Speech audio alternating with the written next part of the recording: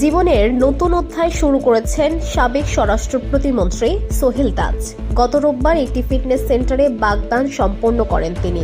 সম্প্রতি সোহেল তাজের একটি ভিডিও সামাজিক যোগাযোগ মাধ্যমে ছড়িয়ে পড়ে। তাতে দেখা যায় সোহেল তাজ হাঁটু গেড়ে কনের হাতে আংটি পরিয়ে দিচ্ছেন। এ সময় উপস্থিত সবাই উচ্ছ্বাস প্রকাশ করেন। পেছনে বাগদান সংবলিত একটি পোস্টারও দেখা যায়। জানা গেছে শিমু সোহেল তাজের ইন্সপায়ার ফিটনেস সেন্টারের ট্রেনার। ফিটনেস নিয়ে দীর্ঘদিন ধরে কাজ করে আসা সোহেল তাজের জীবনের সঙ্গে এই বিশেষ অধ্যায়ও জড়িয়ে গেলেন ইন্সপায়ার ফিটনেস সেন্টারের স্মৃতিতে। সামাজিক যোগাযোগ মাধ্যমে এই খুশির মুহূর্ত শেয়ার করে সবাই সোহেল তাজের জন্য শুভকামনা জানিয়েছেন। উল্লেখ্য, সোহেল তাজ বাংলাদেশের রাজনীতিতে একজন উল্লেখযোগ্য ব্যক্তিত্ব। তিনি বাংলাদেশের প্রথম প্রধানমন্ত্রী শহীদ তাজউদ্দিন আহমেদের ছেলে। তিনি সাবেক স্বরাষ্ট্র প্রতিমন্ত্রী হিসেবে দায়িত্ব পালন করেছেন। পরবর্তী সময়ে তিনি ফিটনেস নিয়ে সচেতনতা বাড়াতে সক্রিয় ভূমিকা রাখছেন।